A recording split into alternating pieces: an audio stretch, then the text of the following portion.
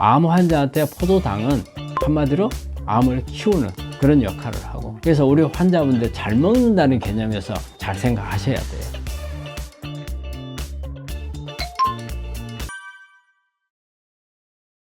암 환자하고 혈당하고는 우리 환자분들 이거는 거의 대부분 기본 상식으로 다 알고 있는 건데, 우리 암세포는 포도당을 먹고 크는 거기 때문에, 그래서 포도당이 우리 암세포가 성장하는 데 주 재료죠.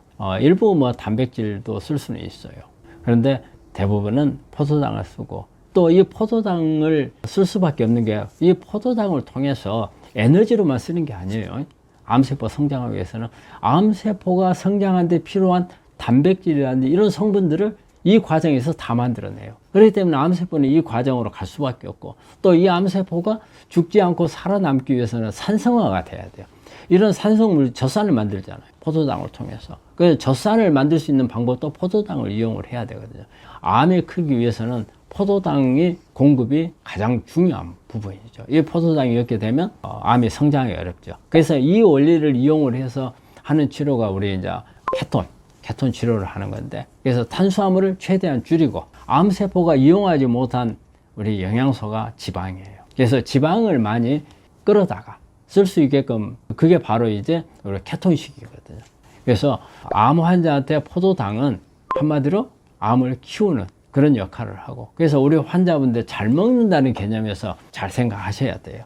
그래서 무조건 잘 먹게 되면 포도당이 많아지거나 했을 경우에는, 나는 내가 열심히 암을 치료한다고 약도 쓰고 온갖 거 다 하는데, 내가 또 잘 먹어야 된다 해서 잘 먹는데, 나도 잘 먹고 암도 잘 먹고 하는 상황이 벌어질 수가 있거든요. 가장 중요한 것은 나는 잘 먹고 암은 굶겨야 되는 겁니다. 그래서 그런 의미에서 우리가 포도당을 줄여야 되고, 그래서 암하고 포도당하고 관계는 어때요? 가장 암을 키우는 그런 역할을 하는 거죠. 그거는 어떻게 이제 정비를 한다고 그렇게 볼 수는 없어요. 그러니까는 만약에 그러면 당뇨 환자들은 전부 다 암에 다 걸려야 되는 거잖아요. 그런 건 아니니까. 혈당이 높을수록 암이 성장을 더 빨리 할 수 있다, 그렇게 볼 수가 있고, 또 악성으로 가는 것도 당이 높은 사람들이, 그래서 요즘에는 어떻게 해서든지 혈당을 낮추는 방향에서, 심지어 좀 극단적이지만 인슐린 요법 같은 것도 하는 경우가 있거든요. 그래서 인슐린을 써서 혈당 수치를 60 정도로 떨치고 어떤 치료를 하면은 치료가 극대화되더라. 특히 우리가 이제 항암제 같은 경우를 쓰는 경우, 외국의 유럽 같은 데서는 이 방법, 인슐린 요법을 의외로 좀 많이 하더라고요. 그래서 인슐린을 저용량을 써가지고 혈당 수치를 낮추게 되면, 그만큼 우리가 항암제라든지 이걸 투여를 했을 때 암세포 안에 항암제가 들어가는 비율이 높아지는 거예요. 항암 효과가 훨씬 더 강력해지는 이런 방법들을 쓰는 거죠. 그래서 항암을 할 때라든지 암 치료하는 데 있어서 포도당을 낮추는 방법, 이게 암 치료하는 데서 상당히 중요한 것 중에 하나예요. 일단은 먹는 것을 줄여야 되겠잖아요. 그래서 이제 제가 말하는 것은 이제 소식을 주로 많이 말하죠. 일단은 적게 먹어야 된다. 칼로리가 줄어들면서 포도당도 줄어들고, 그리고 우리가 이제 요즘에 이제 말하는 거꾸로 식단 있잖아요. 되게 이제 야채라든지 과일이라든지 이런 부분들을 먼저 먹게 되면, 우리가 실제적으로 밥 먹을 때쯤 되면 배가 불러서 밥이 잘 안 들어가니까 안 들어가죠. 그때 그렇게 해서 이제 포도당을 이제 줄이는 이제 그런 방법. 그러면은 이것이 이제 먹는 것을 조절하는 방법이고요. 그리고는 이제 많이 빨리 써야 돼요. 빨리 쓰는데, 빨리 안 쓰면은 암세포는 계속 가져가는. 내 몸에 안 쓰면은, 특히 이제 이게 이제 이때 말한 게 이제 근육 문제가 나와요. 그리고 이제 운동 문제가 나오죠. 우리가 근육이 발달을 해야, 근육이 많아져야 암세포가 가져갈 수 있는 포도당이 줄어들어요. 그러면 왜 그러느냐?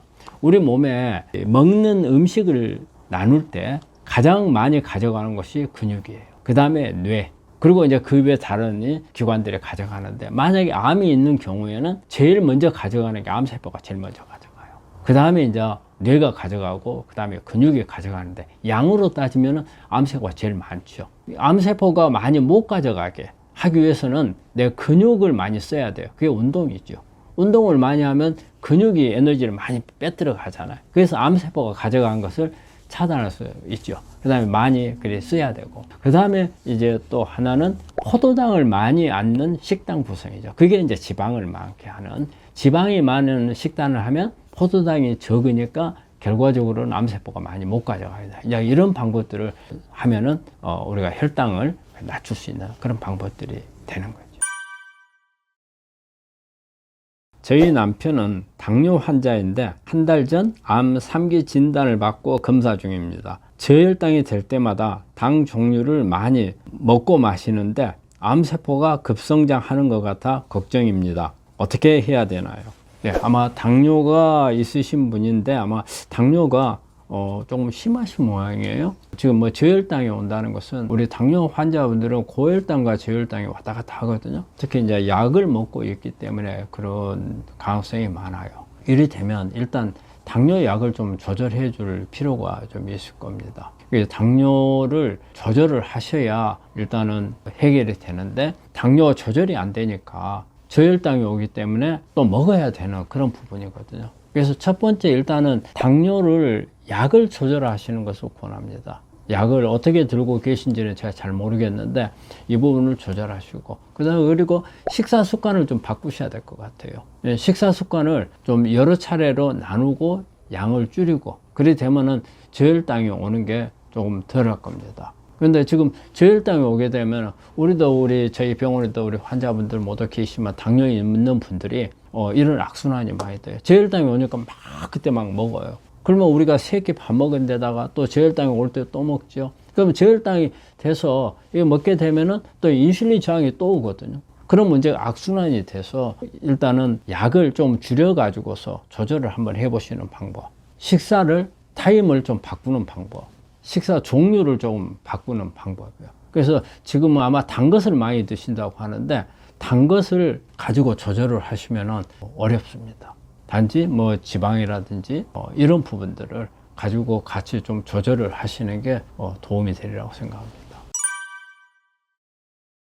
위암 환자신 모양이에요. 단맛을 내는 것 대신에 어떤 것을 대체해서 먹어야 하는가요? 저는 당뇨도 있어서 먹는 게 중요한데 답변 부탁드립니다. 아마 이분은 위암 환자이시고 당뇨가 있으신 모양인데 단 것에 대해서 상당히 관심이 많으신 것 같아요. 아마 평소 습관에서 이게 당이 암을 유발하는데 좀 영향을 줬던 분이 아닌가 생각을 해요. 그것도 단 것을 먹으면서 또 이분은 짠 것도 같이 좋아하셨다는 생각이 들어요.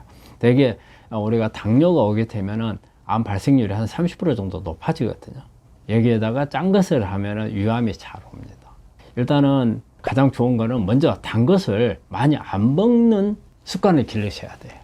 되게 단 거 좋아하는 분들 짠 거 같이 좋아하거든요. 짠 것도 줄이면서 단 것을 줄이는 게 가장 좋고, 그런데 내가 단맛에 대해서 상당히 그 유혹을 떨치지 못한다. 그러면 요즘에 많이 나와 있는 대체당들이 있잖아요. 스테비아라든지 그 외에도 요즘에 다양한 천연식품으로 나와 있는 것들이 있거든요. 그러면서 칼로리가 없는 것들이 있어요. 그래서 이런 부분들로 조금 대체하는 것은 괜찮습니다. 근본적인 부분은요, 일단 모든 식품에다가 다 그걸 쳐가지고 첨가해서 먹을 수는 없잖아요. 단 것에 대한 유혹을 좀 떨치는 그런 노력을 하시는 게 가장 좋을 것 같습니다.